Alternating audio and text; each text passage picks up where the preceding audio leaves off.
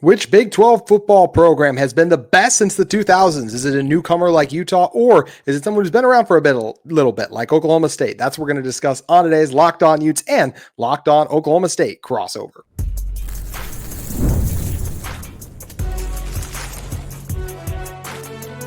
You are Locked On College Crossover, part of the Locked On Podcast Network.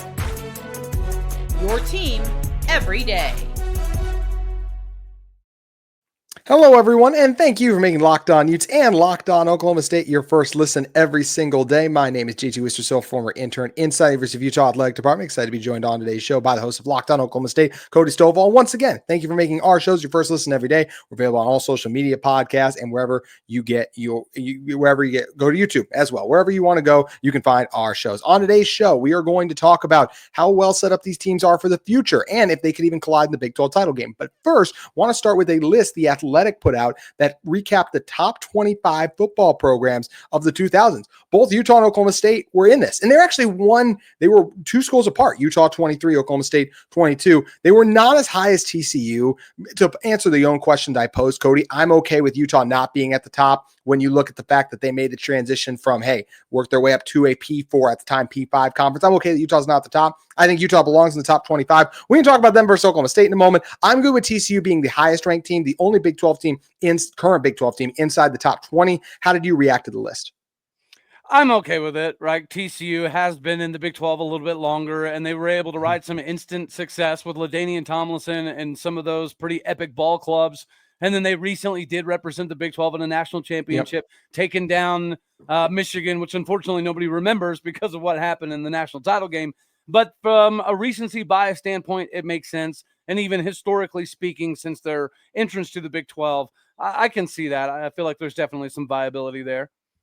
Yeah, that's where it makes sense to me. I mean, when you're looking at TCU too, they have the highest win percentage in this conference at 698. With then it's Oklahoma State, who's actually at 21, and Utah was at 22. Oklahoma State actually at 631. So Utah a slightly higher win percentage. So then the question poses, hey, we give TCU their flowers. They almost made the college football playoff back in the inaugural season in 2015, right? Just barely left out. Already talked about they made a national championship. They've been relevant a lot and towards the forefront. So then I think it becomes interesting for who is the second best team. If you're going to look at the two schools' resumes, let's start with Oklahoma State since they are the higher ranked team here. 631 win percentage. BCS New York Six Bowls is third. And once again, this is Stuart Mandel's list of the Athletic too. Obviously, no national titles. One conference title here, regular season one before the conference championship game was put back in. 13 wins against top 10 teams.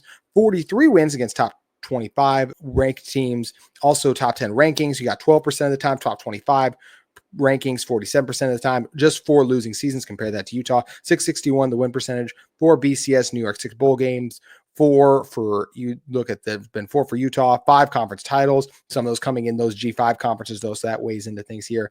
7 top 10 wins, 25 top 25 wins, 9% of the time ranked inside the top 10. 40% of the time, top 25, 5 losing seasons. When I give you those two resumes, and yes, I know you got orange in your background, obviously, which of those resumes do you find more impressive and why? I cannot believe you're doing this to me, but I would definitely have to go with Oklahoma State, primarily because of not only the level of competition, but you have to go back to OU. Do I love giving them credit? No, I do not. But people tend to forget that in that stretch that OU was winning 7, 8, 9 straight Big 12 championships, they also played for several national titles and made several BCS bowl games. So people kind of overlook the fact that OU was a juggernaut, not only in college football, but and in the Big 12. We were able to beat Texas 12 out of the last 15 seasons leading up to the Big 12 championship game. So I think taking the university from what it was, which was an afterthought when it came to college football, into somebody that is generally viewed as a top 4, top 5 team in the Big 12, even with OU and Texas firmly positioning in the conference. I just think level of competition for the amount of time and the amount of rebuild, I think I would have to go a little bit towards Oklahoma State. But it's close, right? Their records are almost identical in almost every single category, whether it be wins, losses, bowl games, New Year's Six, all the way down the line. Coach Whittingham and Coach Gundy are obviously the two mainstays in the conference now that Gary Patterson is gone. And that does carry a lot of weight. They also carry a lot of respect. And it'll be interesting to see how this season goes. I feel like we're viewing this from a little bit of a different landscape. I think you guys got, 25-ish transfers. Oklahoma State's operating in the almost 40 category. So we've definitely gone with the entire rebuild. Me and you had this conversation last year about how Oklahoma State and Utah should be able to carry the flag of the Big 12 because of the Mike Gundy and having, staff around for 17, 19, 20 years, and Kyle Whittingham's staff being the exact model in Utah. Well, Mike Gundy fired every single person not named Sean Snyder, it's new. And we brought in almost 40 new transfers, which is something Oklahoma State doesn't typically do. So we're both coming into this season with high expectations, but we're viewing it from two completely different landscapes. And it'll be interesting to see how it ends up. It absolutely will be. And that's something I want to talk about in the next segment as well, too, is that future success, how these both programs look moving forward. As it relates to this list in and of itself, I have obviously no issue with Oklahoma State being ahead of Utah, but personally, I would be the one to flip this and have Utah slightly above. I think the thing that I look at is I say, hey, 5 conference titles. Yes, 3 of those or 2 of those or including the 3 from the Mountain West and 2, and then you get the 2 from the Pac-12, but that's 2 more conference championships than, yes, a regular season championship, but for the way the format is structured, when you win a conference championship, you win the conference championship game. I would give Utah some credit there. The better win percentage, I think I would lean towards Utah as well, too, and a lot of the other numbers very statistically similar to me, so that's why I would slightly win Utah's. I put a lot of value into those conference championship games. What do you think about that, sir?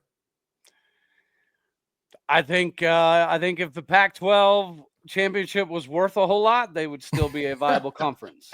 You doubted us coming into the Pac-12 last year, though. We made you eat that early on in the season. Even though neither of our team ended up being any good. Even in baseball, with Arizona just winning the postseason championship, I have to admit that the Four Corner schools coming in have been an absolute breathtaking experience thus far, even though Utah fans are purposely rough around the edges and you have to create that internal animosity within the conference. Realistically, I do think that the Big 12 is in a much better position, and we do need the Four Corner schools to continue to be successful. You've heard me say this 1,000 times because I wholeheartedly believe it. I don't care who represents the Big 12 as long as they do something with it. And Arizona State should have won that game, right? Let's just call a spade a spade. They outclassed Texas. They outplayed Texas. They out-hustled Texas that entire second half. So if they didn't leave themselves a massive hole, we're having a different conversation. But nonetheless, even if it's Utah, that is the benefit. Utah does kind of ruffle some people feathers here and there, but there's not an OU in Texas in the conference, right? So I know Utah fans may say some braggadocious things here and there, and they move the needle, but they're not the same as OU and Texas fans. So at least we don't have to worry about that constant nagging and constant pressure for them to get more money and have more viewership and all this other bull honky that Texas never earned, by the way. And Texas was the major culprit. OU was obviously like, yeah, we'll take extra money. Yeah, this is a good idea. But it was always Texas pushing that. And ironically enough, Texas went through that 15 years of saying, I'm back, and they couldn't get out of their own daggone way. It really is funny, the fact that they spent so much time not being able to break through the Big 12, and now the SEC and Big 10 are trying to do this thing like where they're all high and mighty, and they get in the SEC, and they win the SEC right away. It's like, wait, literally you struggle here, and now you go and win there. I think what you and I absolutely agree on is what's that Star Wars meme where the character's like, I don't care who wins, I just need so-and-so to lose. We feel that way about, we don't care who wins this Big 12. Obviously, we want it. We care. We want it to be our schools. But as long as the SEC and Big 10 end up losing, you and I could be incredibly happy because other things that go on there drive us both insane. But the question then becomes, how set up are Utah and Oklahoma State to be the team that can go and beat the SEC, beat the Big 10 school? That is what we are going to talk about. If 25 years from now, when this list would come out in 2050, are Utah and Oklahoma State going to be on it? That's what we're going to dive into on this Utah Oklahoma Locked On Utes and Locked On Oklahoma State crossover momentarily.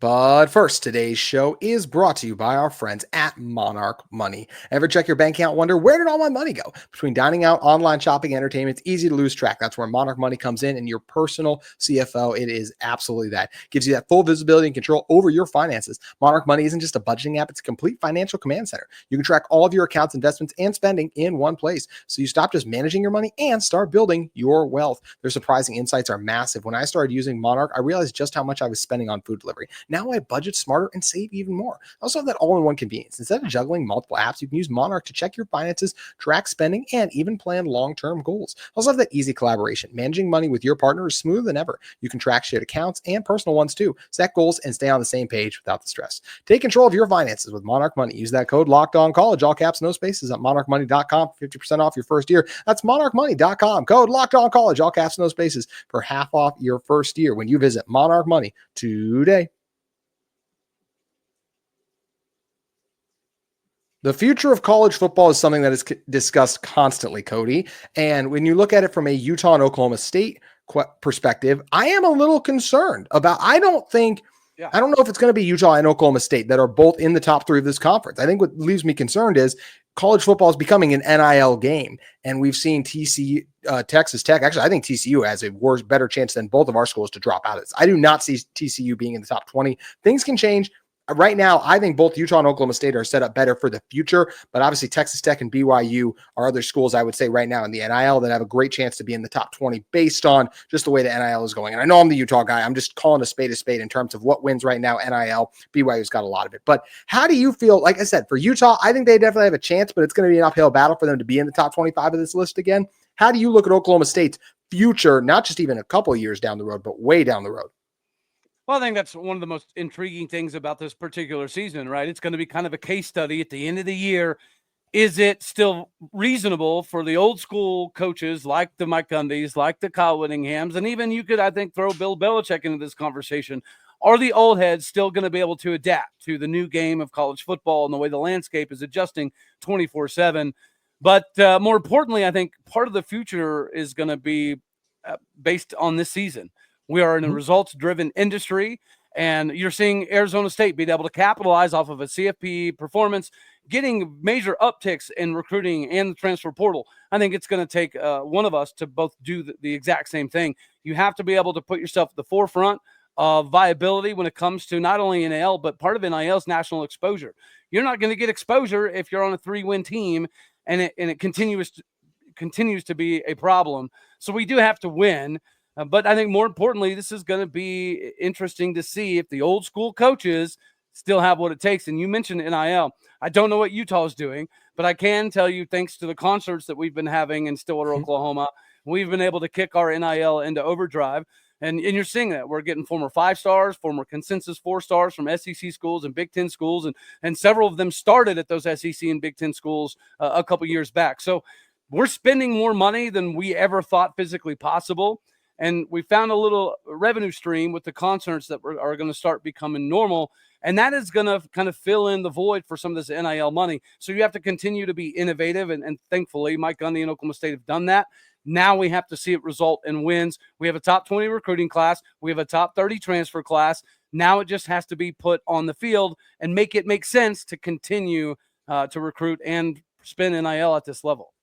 It's a similar thing for Utah. You go out and get Devin Dampier, who was a hot commodity in the transfer portal. So you show by getting him, hey, we can play with some of the big boys NIL-wise. Now you have other guys that end up saying, hey, I'm going to stay on your roster and then leave, then hear reports about NIL stuff, and you're like, oh, and some of those go to rivals. And you're like, dang, so how is our NIL? But for Utah, it's still good enough to make it competitive. And I think that is what is key here in that spot too. And I think one thing that's interesting for Utah is I feel good about the succession plan that Utah has post Kyle Whittingham. It seems like, barring something shocking, and last year I said the same thing, and then something shocking happened. Utah sucked, regardless of what you thought of Utah last year. I don't think we thought they were going to miss a bowl game. So that ended up happening. And then you get Kyle Whittingham wanting to come back and not go out on that note. I feel good about Morgan Scalley's succession plan that Utah has. He's been a big part of the recruiting and talent development that Utah has. So I feel like Utah is still, what got Utah to the point they were in was they were recruiting and developing, or I should say developing better than USC and Oregon were. That's why they were able to beat those teams. So because Morgan Scalley, a lot of these coaches are going to stay post Whittingham, I still feel good about Utah's ability to compete and have a chance to stay among the top 25 programs. How do you feel about Oklahoma State's prospects when we do know Mike Gundy almost was out the door this last year? Yeah, I feel like you did a really good job drawing the correlations there, because Oklahoma State and Utah are the same. We're a university that had to pride ourselves on uncovering the hidden gems and developing 2-stars into NFL level guys. But due to the NIL transfer portal era, we don't really have the same amount of time, right? So this is kind of a battle between Oklahoma State and Utah, just to kind of give a diagram on how things could potentially be in the very near future. You mentioned having Coach Scally already set up is something that Mike Gundy isn't exactly looking at the moment, but he made some moves, naming Todd Grantham the official head coach of the defense, paying him almost $1.4 million a year. We're clearly showing that Mike Gundy is willing to adapt and overcome obstacles. So it's going to be a pretty exciting season. Nonetheless, Oklahoma State and Utah, they have done things very similarly over the course of Whittingham and Mike Gundy's careers. So I feel like it's natural that we draw these parallels and we pay attention to what Oklahoma State and Utah do because of the hype coming into the season, because of the cachet that Mike Gundy and Kyle Whittingham draw. There is going to be a desire to feature Oklahoma State and Utah if we're living up to expectations to help with that. It's not just going to be about Deion Sanders. Now you have Kenny Dillingham that is obviously grabbing eyeballs. Lance Leipold's a big name. Chris Kleiman can still do the daggone thing. Willie Fritz is still proven to be a motivational individual who can change programs. So we have that good mixture of old school coaches and some new guys coming in. But it's imperative that you have some flag bearers of the conference. I understand that the bipolar nature of the Big 12, it's good for viewership from a casual fan's perspective, but I do also wonder if not ever having a flag bearer, borderline blue blood, can eventually hurt this league. One of us has to be that. One of us does. And I feel likely, as I kind of mentioned, Cody, I feel like from a consistent standpoint, as much as I hate to say it, I feel like BYU, and obviously I don't hate it as much, but I'd rather be Utah, and Texas Tech are the two schools positioned most to be the teams that are most consistently towards the top, simply because they have the best NIL resources, and that is what is going to allow you to get the most premier talent. That doesn't mean Oklahoma State and Utah can't break through, can't beat those teams any given year, but if you're just talking overall consistency with how rosters are being built, it's hard for me not to see not to see BYU and Tech being among those two. And why I'm not throwing Colorado in there is the whole reason I brought this up originally was this list is the first 25 years of the 2000s. I don't see Deion staying at Colorado another 10 years. So I'm not putting the Buffs in this conversation. What other schools do you look at outside of Utah and OSU being a chance to bounce up? Or I should just say, what schools do you look at most likely to be at the top of this conference moving forward? Well, I think you mentioned BYU and Texas Tech have obviously positioned themselves in a money-driven world. Whenever you have the ability to publicly release that you're spending millions and millions of dollars, it is going to be very alluring to potential recruits and transfers if you win, right? Nobody's going to want to go to Texas Tech if they continue to have lackluster seasons. I think another brand that it would be big for the Big 12 if they found the ability to kind of continue to climb would be KU. Right, Kansas State is going to be a natural team that could be a flag bearer, but KU is doing something that's very appealing. They're doing it in baseball. They're obviously always been a basketball school. They're coming up in football. Financially, they have as much money as the BYUs and the Texas Techs. They've just never had a reason to spend it. And now that you're seeing them have reasons to spend it, you're seeing almost every sport in Lawrence kind of take a massive uptick. So to have a team go from the very bottom to continue to rise in multiple sports, I think he is good for the viability of the conference.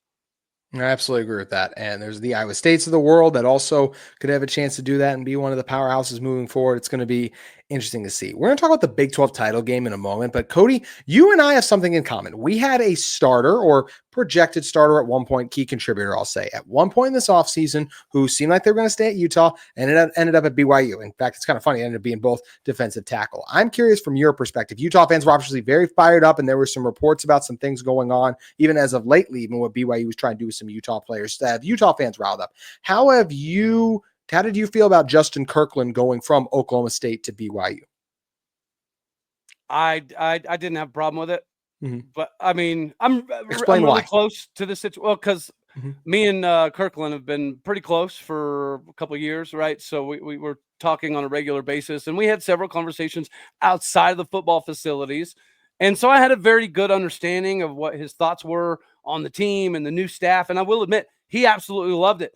Like, he was raving about this coaching staff from a technical fundamental standpoint is doing 10 times more than the last two staffs put together, essentially. And so he was very excited. But the only caveat to that is he is kind of homesick. And when there is a lot of turmoil going on at a university and you're replacing 17 coaches, you're having a new system. And then after spring, you're being told that there's still some things that are going to change. There's still a big group of guys that we're trying to bring in. There's just so much insecurity in regards to roster spots, that when you have a team from back home that has been asking, he grew up in Utah. He's got players or friends that play for both BYU and Utah.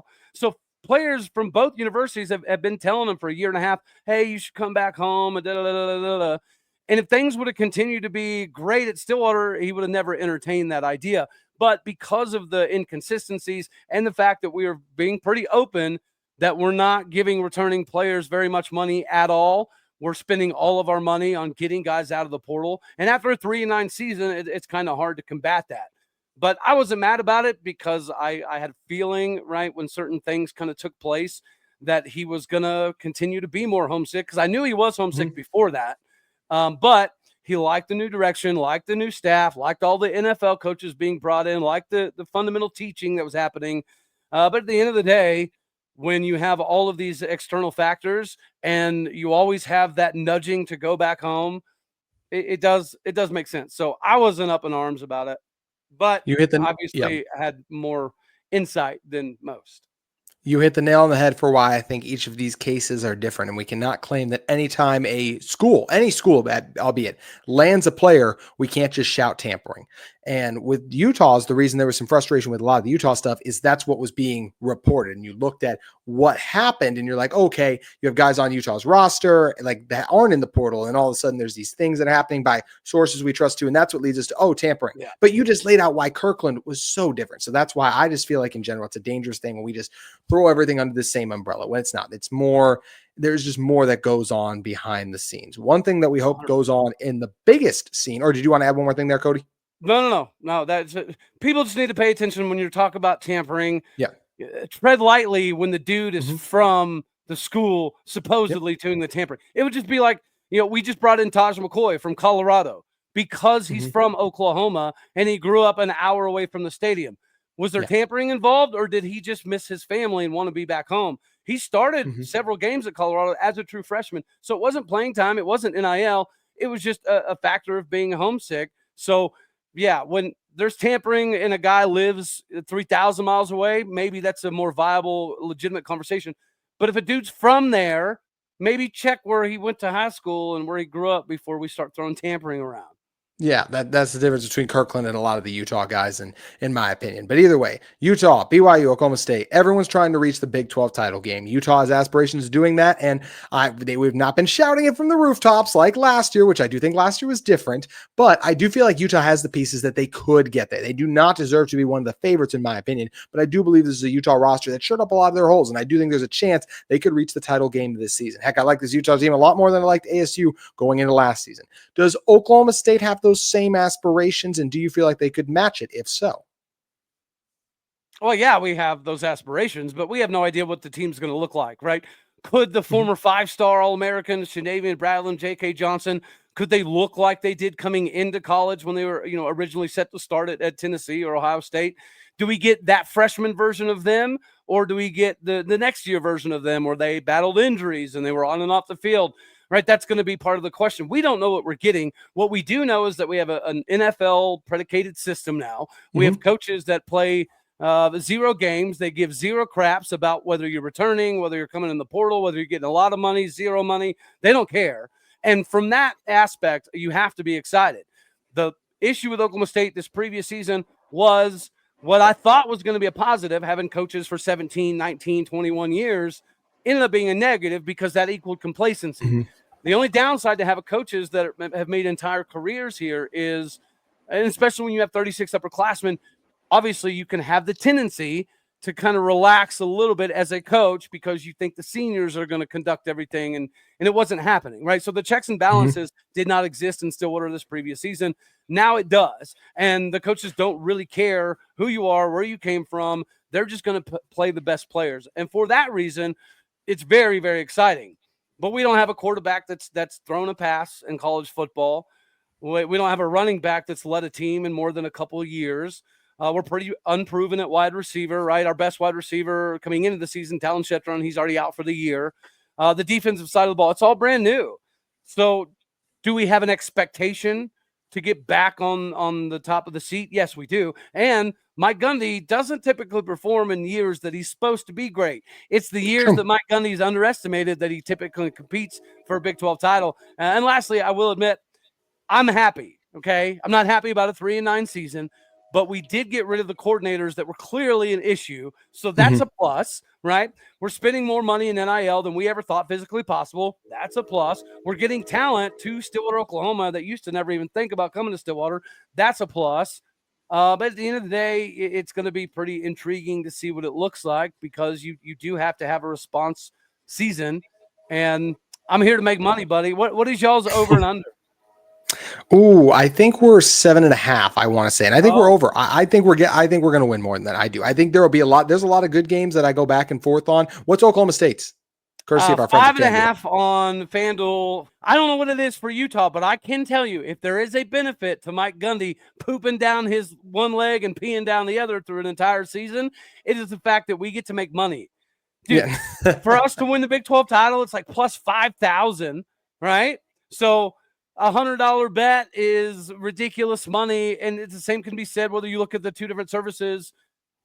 There's so many money opportunities for Oklahoma State this year. That has me excited. Yeah, and then we'll see. It'll be interesting to see if both these teams have the chances to capitalize on something special and make it all the way. This conference is crazy and unpredictable. Cody, last thing I'll just say, the only thing I wish that Utah and Oklahoma State continue to play each other. I felt like we built a fun rivalry last year because of those preseason expectations. I wish the Big 12 as a conference, I know they have their weird scheduling lexicon, whatever it is. I wish they had identified two teams that had not been rivals in the past and tried to make sure, hey, let's continue to play them. And maybe Utah will do that with Baylor, and that can eventually become it. But when you build a rivalry outside of your main rivalry, it comes from frequent matchups that have history. Like last year, Utah, crazy Isaac Wilson game, Oklahoma State, disappointment. Like, you guys would love to get your lick back in on Utah. You can't do that this year, unfortunately. I wish that we were playing each other again this year. I think it was a fun rivalry last year. And we've talked about so many times the similarities between our two programs. I think we're natural rivals. Yeah, I think if there's anything Brett Yormark has done thus far that I haven't thought was a very advantageous route to future success in the Big 12 is missing out on rivalries. Because coming into it, the most natural rival for us was Texas Tech. Yet the first year, they didn't schedule us versus Tech, but they did give us versus Utah. And obviously, you know, that carried a lot of storylines coming into the season, coming into that particular matchup. And they didn't take advantage of it this season. So I do feel like if there's one thing that Brett Yormark is clearly missing the mark on, it's not fostering new rivalries and making them an integral part of the schedules moving forward. Because I think, correct me if I'm wrong, Farmageddon even goes away in like 2027 or something like that, which I thought was absolutely insane. Because outside of the Holy War, the only thing you really have is Farmageddon. So to not make that an every single year game is an issue. And I do hope that is something that Brett Yormark does do better in the future. Find the teams that have the most hatred or the most similarities and make sure that they play every single year. Because missing out on rivalry weekend is a problem in my personal opinion. Totally agree. Utah played UCF last year. I know you guys played Colorado, and if you guys had been like where the expectations maybe were supposed to be, maybe that's a little more intriguing. But yeah, it's not much of a flavor and a flair, and hopefully it's something that the Big 12 can figure out moving forward. Either way, Cody, I look forward to the next time we play Oklahoma State and can beat some Cowboy. But just like I always look forward to coming on and recording these with you, my friend. Always a blast. Thanks, Cody. Absolutely, buddy, man.